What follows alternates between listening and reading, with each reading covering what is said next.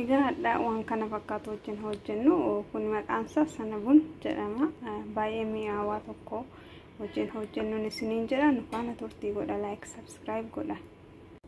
Assalamu alaikum warahmatullahi wabarakatuh. Hordoftoota chaanaalii Fadiilaattuu jalatti argamtan ummatti keessan akkam nagaa keessani nagaan koo qilleensa raan isin qabu. Hadda immoo akkaataa sanabun hojjetan isinitti agarsiisa. Asirratti hanqaaquu tokko, asirratti sukkaara siinii lama, asirratti halibnee duuku milaagaa sadii, asirratti kaameraa maankaa tokko, kun bikin boodarii maankaa tokkotti nanna, kun haliiba, kun zayita, kun duqeetiidha. Duqeet kuyeetii namni wallaalaa hin jiru.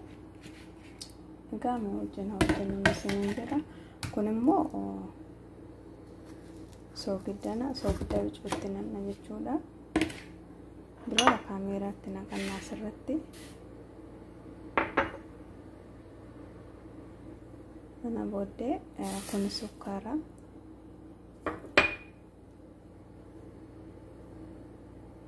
kun bikin boodara,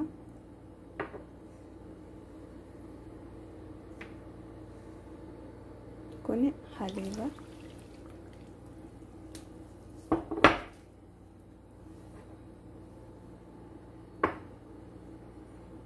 kun zayita tinanna,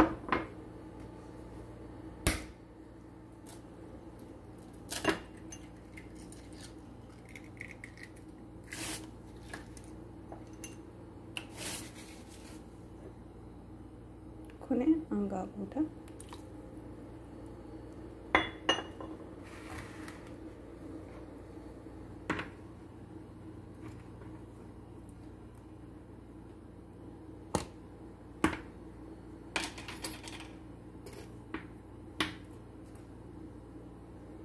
Kun bikin boodariidha.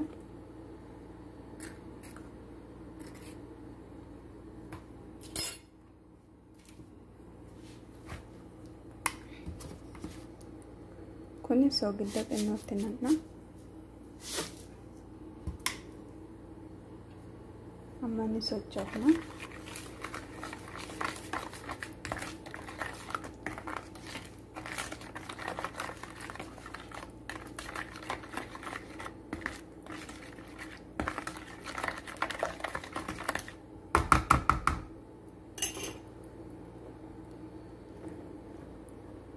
Amma duqeetiitti naqnee jirra. Duqeetii sana wajjin sirriitti wal makne sana booddee harka keenyaan immoo ni bukeessina. Amma inni intinii ta'utti nu wajjin turtii godhaan isiniin jedha. Kunoo ajajinaan keenya ajanni akkana ta'e jechuudha. Amma immoo ni tursiifna jechuudha. Amma ol kofa'utti ni tursiifna. Kanarra daakuun firfirsinu jechuudha. Zayitiitti harka keenyaatti buufne laman kun laafuu qaba jechuudha sirriitti waan ta'eef. Ajinaan isaa akka foxaayiraa jabaachuu hin qabu, bicuu laafuu qaba isiniin jedha. Nu wajjin turtii godha. Warri maatii keenya hin taane subscribe godha nutti makama. Amma kun ajinaan keenya qophaa'eera ni wajjin jechuudha. Intana asirratti nu wajjin turtii godha, like godha, subscribe godha. Warreen illee maatii keenya hin taane maatii nuuf ta'a.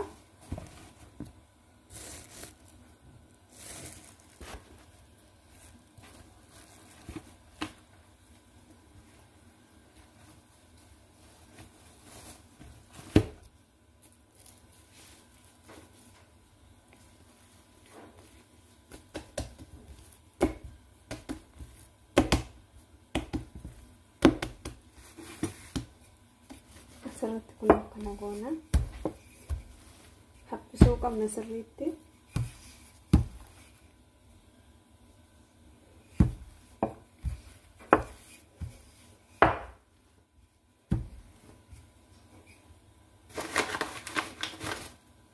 Akka inni intini hin qabneef daakuutti firfirsina. Isarra osoo hin taane balaataa seenaa irratti hojjechuu ni dandeessanii, garuu akkuma isinii tamaasha'etti jechuudha.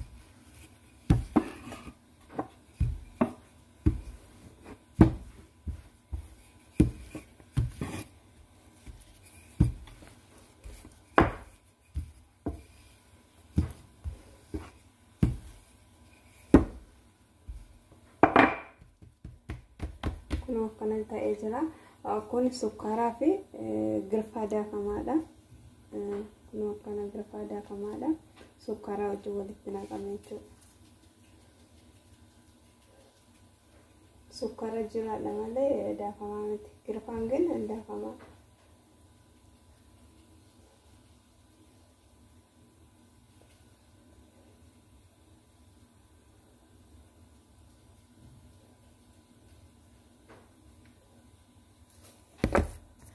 Kana goona jechuudha. Amma ni marra.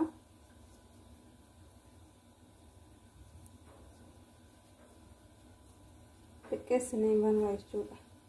Kan wal qabu.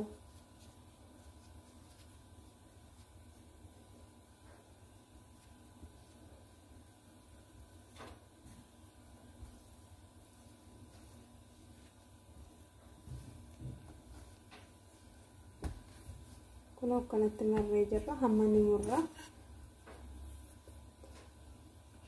murra jechuudha.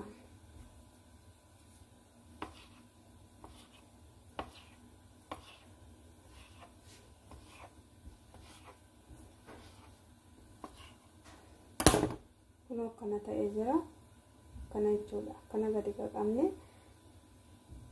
akka inni waliin dheeranneef jechuudha. Akkana goona fornoo yeroo wajjin walitti deema.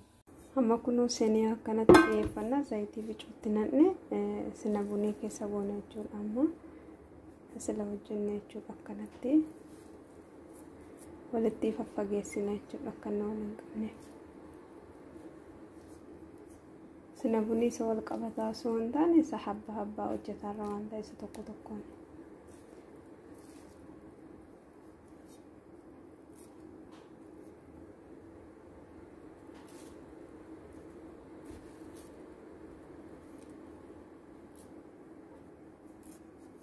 Kana waggoone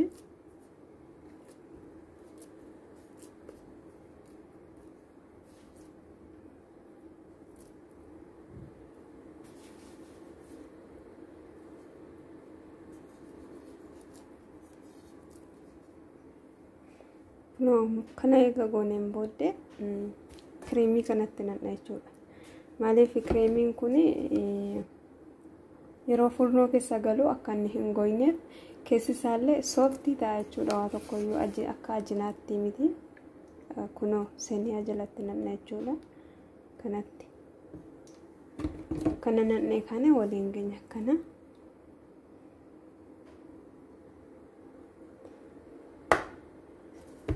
jechuudha. Akkanatti goone hamma fornoo keessa galchina. Amma bicuusii jallisaa bunneetaa jechuudha. Kana gubbaa isaarras ni wallaana bunni isaa ta'a.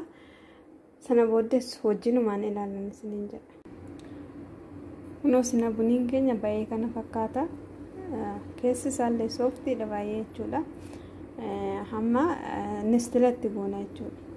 Keessi isaa sooftiidha baay'ee tokko. Akkana isinidha. Like, subscribe gochuu hin dagatinaa, share gochuu waan isinitti tolu. Amma immoo nistila wajjin itti goona jechuudha. Kunoo hamma nistilatti goona jechuudha. Kun nistilaadha.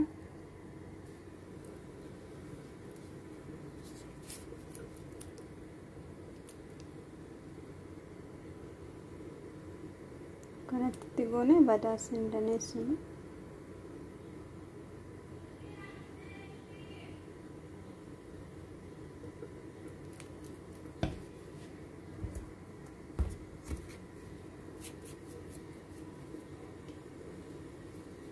Kanatti kun sukkaara masaalaa maatii gubbaarra diikooraatti